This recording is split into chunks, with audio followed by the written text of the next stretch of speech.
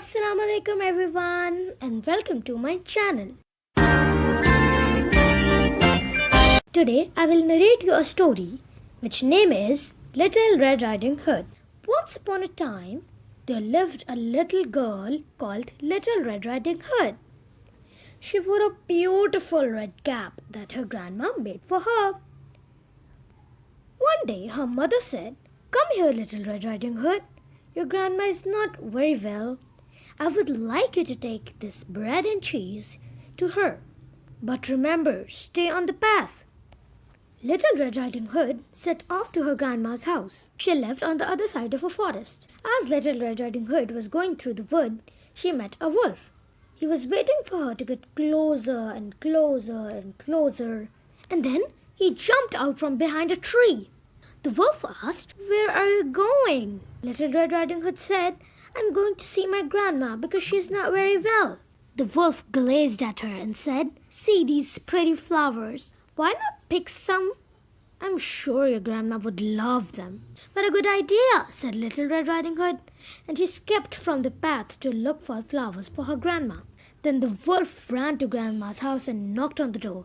"Knock, knock, knock." "Who is there?" asked grandma. "Little Red Riding Hood," replied the wolf.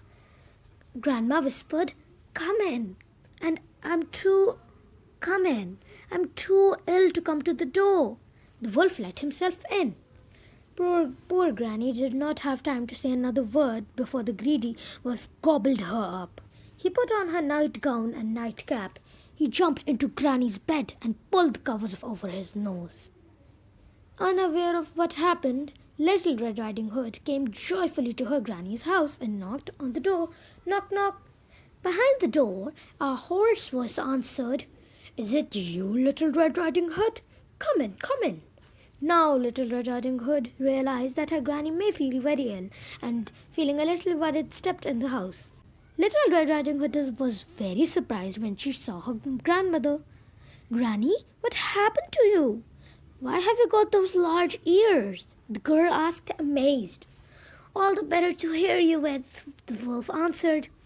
"And why have you got those big eyes?" continued Little Red Riding Hood. "To see you better," said the wolf. "And what about those big sharp teeth?" carried on Little Red Riding Hood. "All the better to eat you," bellowed the wolf, and with a jump and gulp he gobbled Little Red Riding Hood up. "Yummy," he said, patting his large tummy. But the wolf didn't know that a forest stranger was just passing by. He had listened to Little Red Riding Hood talking to the wolf. At first, he himself thought that Granny had a quite coarse voice, but soon he realized that something odd was happening, and he rushed into the house exactly when the wolf was patting his tummy. "You greedy wolf, spit out what you swallowed or you'll never see another day," the ranger shouted. Surprised and frightened, the wolf immediately spat Little Red Riding Hood and her grandma out of his belly and ran out of the house. Little Red Riding Hood and her granny thanked the brave forest ranger for rescuing them. Granny even started feeling better after eating some of the lovely food Little Red Riding Hood brought. There was no end to their joy, and they lived happily ever after.